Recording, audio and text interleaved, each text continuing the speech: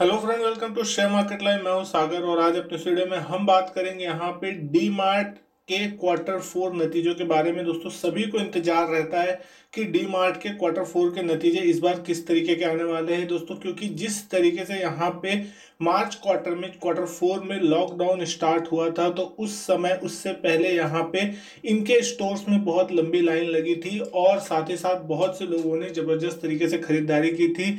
तो सबका ये मानना है कि यहाँ पे जो नतीजे हैं वो अच्छे आते हुए दिखाई दे सकते हैं। तो आज अपने इस वीडियो में हम यही जानने की कोशिश करेंगे किस तरीके के नतीजे हैं और इसका असर शेयर में किस तरीके से पड़ता हुआ दिखाई देगा, कौन से लेवल इंपॉर्टेंट है और अब किस टारगेट के लिए हमें आगे कामकाज करता हुआ ये शेयर दिखाई दे सकता है।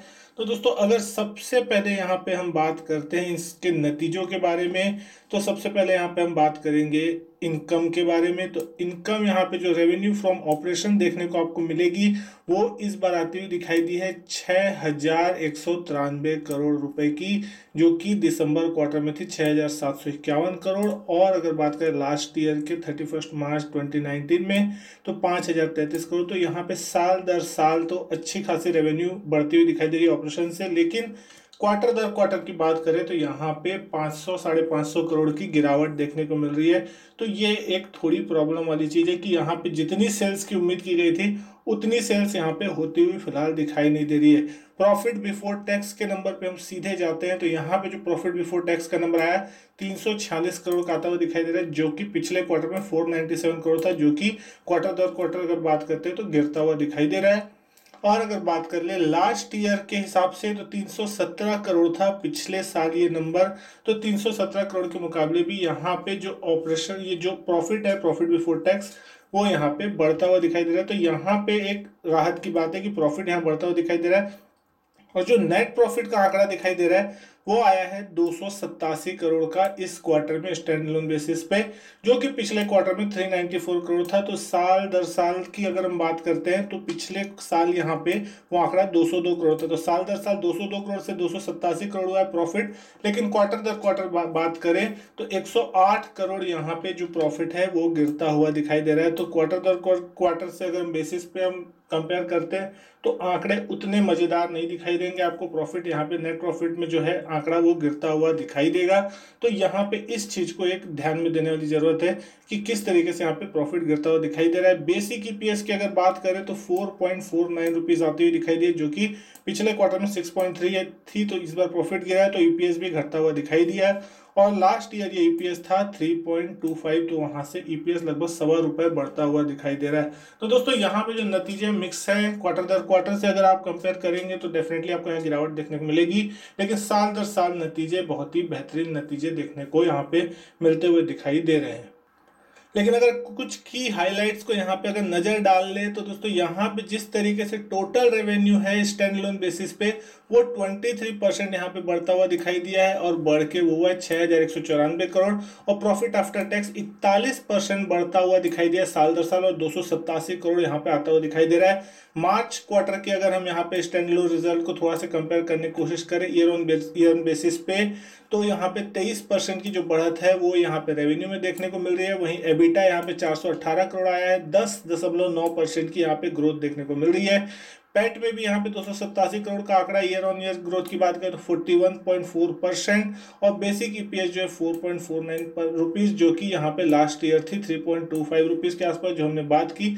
18 नए स्टोर यहाँ पे क्वार्टर फोर में कंपनी ने यहाँ पे ऐड किए हैं। लेकिन अगर बात कर ले साल दर साल के पूरे आंकड़े की FY20 के FY19 से कंपेयर करें तो टोटल रेवेन्यू यहाँ पे 24,675 करोड़ आती हुई दिखाई दी है। ईयर ऑन ईयर ग्रोथ की अगर बात करें तो 23 से 24% की यहाँ ग्रोथ देखने को मिल रही है।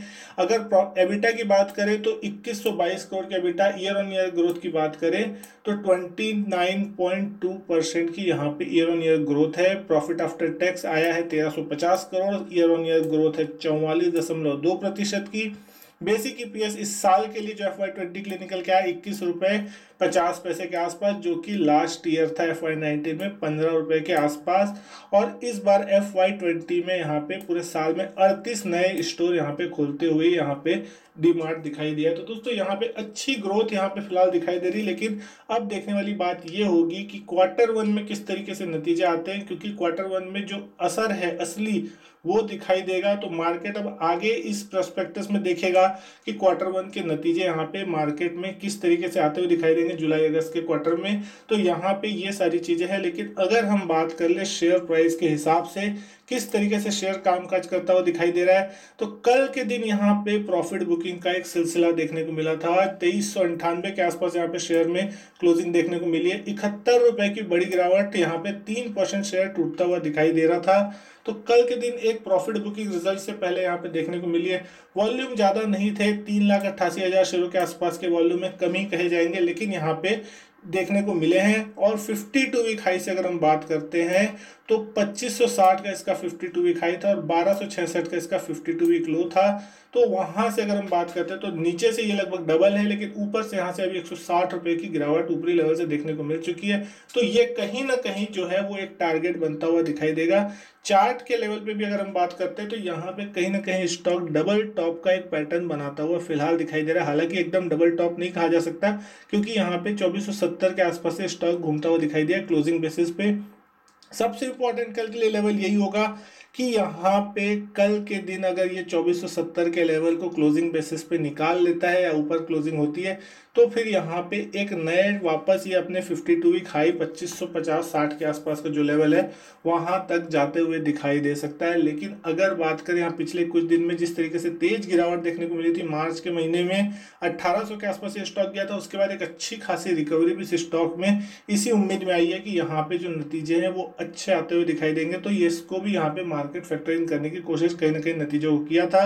क्वार्टर दर क्वार्टर बेसिस पे नतीजे जो है वो उतने अच्छे नहीं कहे जा सकते, लेकिन साल दर साल अगर हम कंपेयर करते हैं नतीजों को तो बेहतरीन नतीजे यहाँ पे आपको दिखाई दे रहे हैं अच्छी खासी ग्रोथ के साथ। और जिस तरीके से इस स्टॉक ने लॉन्ग टर्म में एक लंबी रेस का घोड़ा बनता हुआ दिखाई दिया है और लंबी यहाँ पे अच्छी रिटर्न बनाते हुए दिखाई दिया है, तो इस तरीके से यहाँ पे अगर लॉन्ग टर्म के लिए स्टॉक को होल्ड करना है तो डेफिनेटली यहाँ पे एक डिप आए तो दोस्तों ज़्यादा अच्छा होगा, ना कि यहाँ पे खरीदने के लिए। तो यहाँ पे भी ये स्टॉक अच्छा है, लेकिन यहाँ से अगर आपको कुछ अच्छे प्राइस पे और नीचे मिलता है 2200-2300 के आसपास यहाँ पे ऐड करने का मौका, तो ज़्यादा अच्छा होगा कि यहाँ पे उस प्राइस पे ऐड किया जाए लॉन्ग टर्म के लिए, तो ज़्यादा अच्छा होगा। क्योंकि यहाँ पे अगर हम इसकी वैल्यूएशन की बात करें तो दोस्तों जो वैल्यूएशन है वो करंट मार्केट प्राइस के हिसाब से अभी जस्टिफाई नहीं होती है और बहुत ही महंगी वैल्यूएशन में स्टॉक ट्रेड कर रहा है। 1,55,000 करोड़ की इसकी मार्केट कैप है, जो कि बहुत बड़ी है, बहुत ही जल्दी निफ्टी में आता हुआ दिखाई भी दे सकता है। लेकिन यहाँ पे प्राइस टू अर्निंग रेशियो जो है वो बहुत ही ज़्यादा महंगा, 122 के प्राइस टू मल्टीपल में यहाँ पे वो स्टॉक ट्रेड हो रहा है। इंडस्ट्री पी की बात करें तो 92 की है, तो यहाँ पे इंडस्ट्री के मुकाबले बहुत ही ज़्यादा महंगा है पी में। और अगर निफ्टी सेंसेक्स या बैंक निफ्टी इन लोगों के मुकाबले अगर कंपेयर करें तो बहुत ही ज़्यादा महंगा है, कई गुना। लेकिन यहाँ पे जो ग्रोथ है उसी के कारण यहाँ पे इसको ये वैल्यूएशन दिया जाता है। प्राइस टू बुक वैल्यू की भी अगर हम बात करते हैं तो 27 के प्राइस टू बुक पे यहाँ पे स्टॉक आपको ट्रेड होता हुआ दिखाई देगा। ईपीएस जो है वो 19 की ईपीएस यहाँ पे चलती हुई दिखाई देगी। हालांकि अब ये ईपीएस बढ़ेगी, जो कि साल दर साल 25 रुपए के आसपास की ईपीएस आती हुई दिखाई दी है, तो वो यहाँ पे अब ईपीएस बढ़ेगी तो यहाँ पे इसके प्राइस टू अर्निंग में भी थोड़ा एडजस्टमेंट होता हुआ दिखाई देगा।